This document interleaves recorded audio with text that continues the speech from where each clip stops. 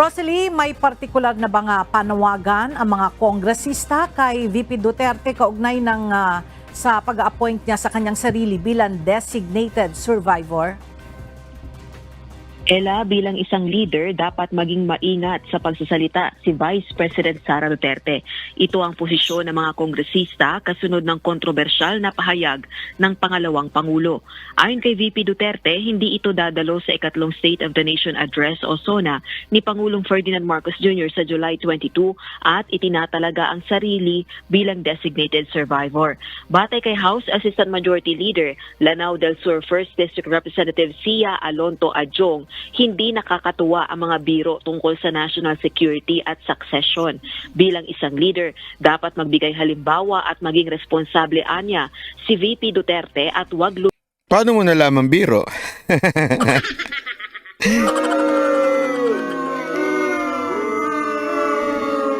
Sasabihin nila, hala, seryoso pala. Ewan ko sa inyo, mga gullible kayo. Hindi. Ito kagad masyadong biruin. Mga onion skin ng mga kongreso eh. Bakit? Nininervous ba kayo? Hindi, nininervous ba kayo? Kasi ganyan yan eh. Pagka nininervous kayo, pag may nagsalita, kasi kung confident naman kayo, bakit kayo ninervousin? Oh. Ba't kayo nagre-react? Oh, bakit? Mawawala ba ang sustento? Mawawala bang biyaya ni Tambi? Baka naman inutusan lang kayo ni Tambi na magsalita. Hindi kasi si Tambi, ang dating niyan, siya mabait. Diba? Lagi niya sinasabi na, I wish her luck. Mga ganyan eh. I wish her the best. Ganyan si Tambi, di ba? Pero baka naman sa likod, sige, banatan nyo yan. Kung sobrang siya, inaano na ako ni Inday Sara. Banatan nyo. Ganun ba? Di umano. Ha? Ganun ba ginagawa sa inyo? Kaya ako na nagpuputak dyan para kay mga aso? Mikha ng panik. Ayon naman kay One Rider Party List Representative Rog Gutierrez, seryosong isa pa to. Ito naman si One Rider. Alam mo, magkakaiba sila. Ito ako I respect. Honestly, naging idol ko na si Ito, walang biro ito. Dati may mga part na binabatikos ako kay Colonel Busita. But this time, napanood ko yung mga video niya. As in, pinapanood ko. Lagi. The way na kausapin niya, although minsan nakukulangan ako, hindi siya ganun kasing hard katulad ni Tulpo. Si Tulpo naman sobrang hard, di ba? Pag pinagsama mo sila, mas medyo maganda usapan. Pero medyo mabait kasi si pagka sumita si Colonel Busita ng Congressman Busita ng mga nagkakamali dito sa LTO, ganyan. Medyo mabait pa siya, 'di ba? Kung si Tulpo 'yon, na-contempt na sila kahit wala sila sa Senate. Mabait si Colonel Busita si Congressman Busita. Pero gusto ko yung ginagawa niya. Sobrang nakakatuwa dahil talagang pinaglalaban niya yung mga riders. Although, sabi ko nga, sana lang you are also fighting kasi mahirap yun ang problema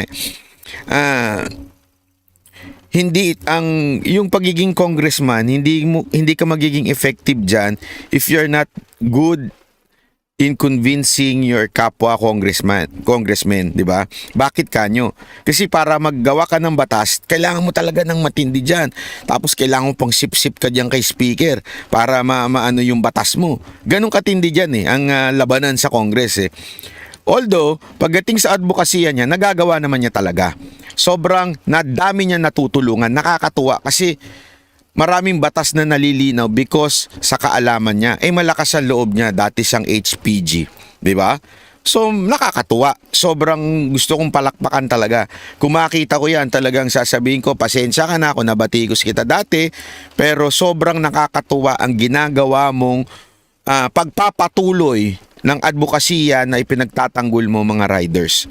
Natutuwa pa ako, titigil yan sa mga checkpoint. Di ba? Pagtigil niya sa checkpoint, talagang sisitahin niya yung mga pulis. Bakit puro motor lang? Yun ang sabi ko.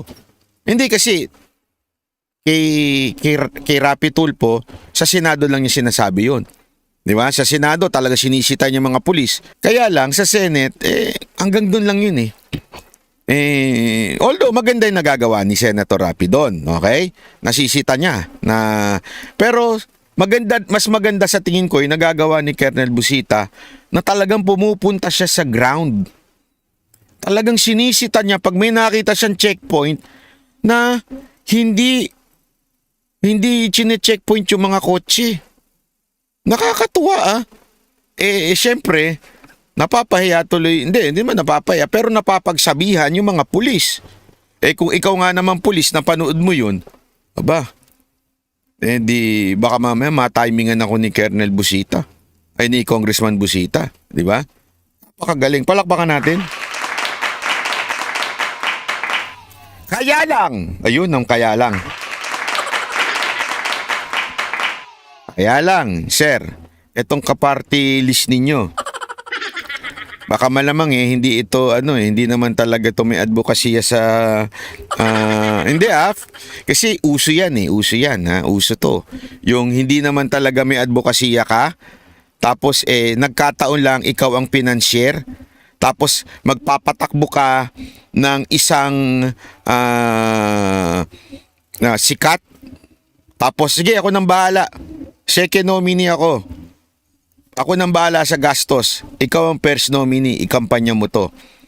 Kasi sigurado sila na pag tumakbo si Busita, dama yung second and third. Alam ko, 3 seats sila Ang mataas is AXIS. Di ba naalala nyo, AXIS, si Tulfo yung yung mga asawa ni Tulfo. Ang number 1 doon si Eric Yap yung ding financier, na ngayon wala na. Okay? Ganun lagi ang siste sa party list May financier. Yung financier no may-ari ng party list, kukuha sila ng sikat, ilalagay. Okay? Pero hindi naman lahat ganun. Kasi yung mga party list, wala naman kaming financier Ako lang. Naks. Si Banat ba'y financier? Hayop. Hindi, wala talagang financier yun. Labas ko lang talaga yung pera doon. Kung sa amin lang yun. Which is ako part din talaga nun. Okay? Pero ito, may mga ganun sila Hindi ko alam kung itong mamang to, itong nagsasalita na to, na kumukontra kay Inday Sara Duterte, hindi ko alam kung financier ito. At kasi alam mo na pag financier ka, 'di ba? Pag financier ka, nangampanya ka, malaki gastos mo diyan. Kailangan malaki din ang balik niyan. Para malaki ang balik, kailangan dikit ka kay Tamba. Tama mali. Tama mali, congressman, di ba? Kasi magastos ang ang kampanya. Alam nyo ba, alam nyo ba kung bakit gusto nila magkaroon ng pagbabago ng konstitusyon? Because they want to extend yung mga congressman into 6 years. Kasi nagagastusan sila sobra. Every 3 years kailangan magpalit. Kaya gusto nila extend para katulad daw ng Senado. Ang Senado, di ba 6 years? Mas nakakatipid. Oo nga naman, lalamang kayo Senado. So sila din, para konti ang gastos, 6 years din. Yun ang gusto nila, kaya gusto nilang palitan ng konstitusyon Ayaw pa nilang sabihin na para naman sa kanila din yun. Gusto lang nilang gawin 6 years para tipid. Ang rason daw nila, mas tipid sa eleksyon. Kalokohan po yun. Pero medyo may sama din naman yung 3 years. Kasi in 3 years, kailangan ka mag-ipon.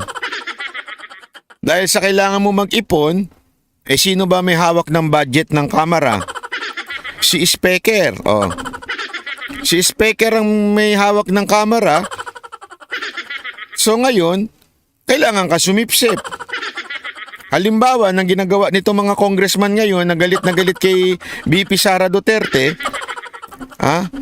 dahil nga, sumisip-sip sila kay Tamba.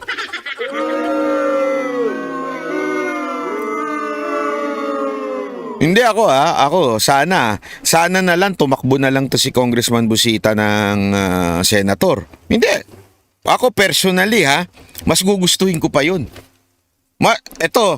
Hindi ko kilala si Colonel Busita, hindi ko kilala.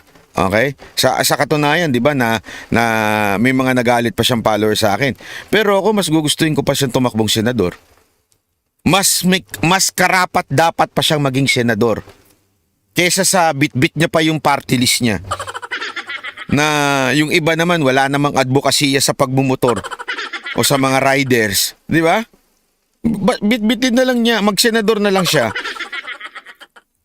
I hope someday Colonel Busita would consider. Ako kasi alam mo Colonel Busita, si Tulfo nga nagawa yun eh. Si Rapi Tulfo, 'di ba? Pinagtatanggol niya yung mga ano. Ikaw naman talaga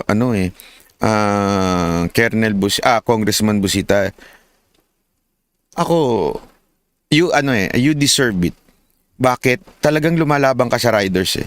Minsan may mga siguro kailangan lang tweak kasi may mga katulad nung nangyari sa labanan ninyo ni Briha. Siguro may mga konting tweak lang pero overall, ang ganda ng ginagawa mo sa mga riders. Hanga ako sa'yo. Walang biro. Tumakbo ka na lang. Wag mo na, na lang, kesa naman si Trillanes. Puta.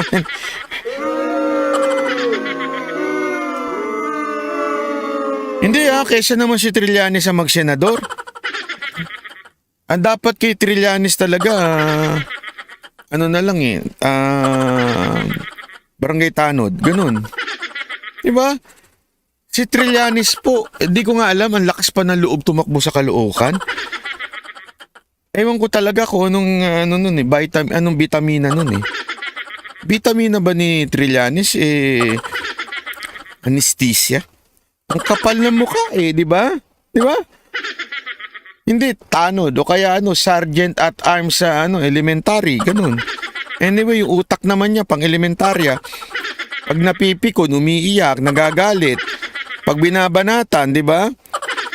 Parang elementary, pag binabanatan, magsusumbong, yun nga lang sa korte. Di ba?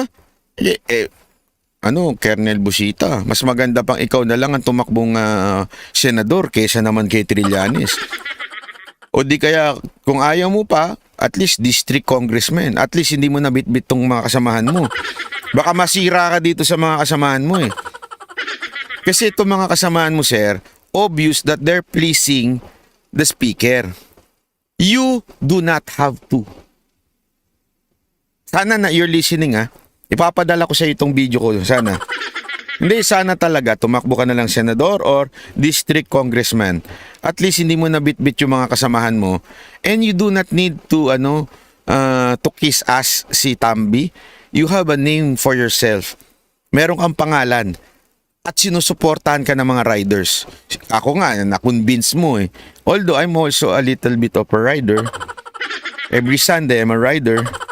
Pag may mga time, nagre-ride ako, ganun. Pero, more than anything else, ako kasi, bilang rider although, sabi ko nga, hindi naman ako yung nagtatrabaho na nagra-ride.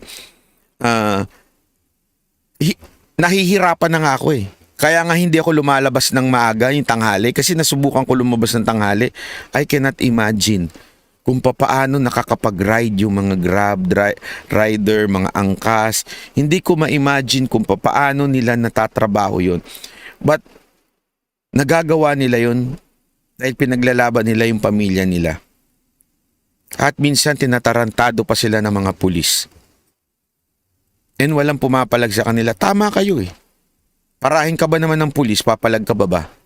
Matatakot talaga kung sabihin sa yung kunin yung lisensya mo, may magagawa ka ba? Pulis yan. Pero because sa pagtatanggol mo, maraming na-educate. So I really hope someday you would consider what I'm saying. Iwanan mo na yung mga kasama mo. Masisira ka dyan Sorry pero that's the truth. Ang SONA at kung taken out of context ang pahayag ng Vice President ay makapagpapalala ito ng mga espekulasyon at mawawalang kabuluhan ang kahalagahan ng SONA. Giit naman ni Ako Bicol Party List Representative Jill Bongalon, House Assistant Majority Leader, ang dapat pagtuunan ng pansin ng mga leader ng pamahalaan ay kung papaano maisusulong ang pag-unlad ng Pilipinas, hindi ang theatrics. Sa Estados Unidos, tumutukoy ang designated survivor sa isang individual na nasa presidential line of succession. Hinihiwalay ito sa malaking events kung nasaan ang Pangulo para matiyak na may hahalili sa posisyon sakaling may masamang mangyari sa presidente. Pero dito sa ating bansa, sinusunod natin yung nakalagay sa saligang batas, kung saan ang pangalawang Pangulo ang first in line na hahalili sa presidente kung hindi na nito magagampanan yung kanyang tungkulin. Balik sa iyo, Ella. Maraming salamat, Rosalie Coz. Oh, ayan ha. Oh. Ayan, sabi ni Boss Dada, epal. Hindi, di ba yung mga nagagalit dito? Hindi, ako sa tingin ko, Boss Dada, hindi naman sa epal sila. Malamang napag-utusan lang. O, kayo nang bumira dyan. Kasi siyempre, di ba si Tambi, ang kanyang imaheng pinapakita, good boy siya. Yung pinapakita niyang imahe na, oh, good luck na lang kay VP Sara Duterte, ganyan-ganyan. Ismail. Kasi alam mo, si Tambi, feeling ko, idol niya si Jollibee. Kasi bida-bida siya, di ba? Tapos pareho sila ng size. Si Jollibee, hindi mo makikita nakasimangot. So, nakangiti lang siya, di ba? O ganyan din si Tambi. Ganyan lang oh. Kaya di umano, baka lang napag-utusan. Ha? Di ba? Di umano, baka napag-utusan yung mga congressmen na yan na kayo na lang bumira, kayo na lang bumanat kay VP Sara Duterte kasi good boy ako eh. Hindi naman bagay sa akin maging bad boy, laki-laki ko na nga, bad boy pa ako. Hindi ang sagwan tignan nun, di ba? Oo, kaya ano yan, feeling ko napag-utusan eh. Di umano ha, linawin natin, di umano, ha? Oh, di ba? Oh, anyway, sa totoo lang, sa tingin ko, kayo ngayon ay pinagtatawanan ni VP Sara Duterte. Gago! Malamang sa malamang, pinagtatawanan kasi kayo kasi masyado kayong alam mo yun, yung pareho sila ng tatay niya. Yung tatay niya, pag pumitik dati nung na presidente si Pangulong Duterte, pag medyo naiinis na siya, magpapatawa siya, mga asar palalo. Oh. Ngayon, yung kanyang anak, ganun din. Sabi siguro, kulit nyo ha sa SONA. Okay, sige. Hindi ako a-attend. I am pointing myself as designated survivor. Inasar pa di ba? Ang kulit nyo ha. Oh, hindi nga ako a-attend eh. Di ba sabi ng tatay niya, yan si Inday. Ha? Pag yan na-interview at lalo na yung tanong sa kanya, pabalang. Pag jamming kayo ni Inday. Siguro may nagtanong sa kanya, attend po ba kayo ng SONA? Di ba ang tagal ng hininga niya?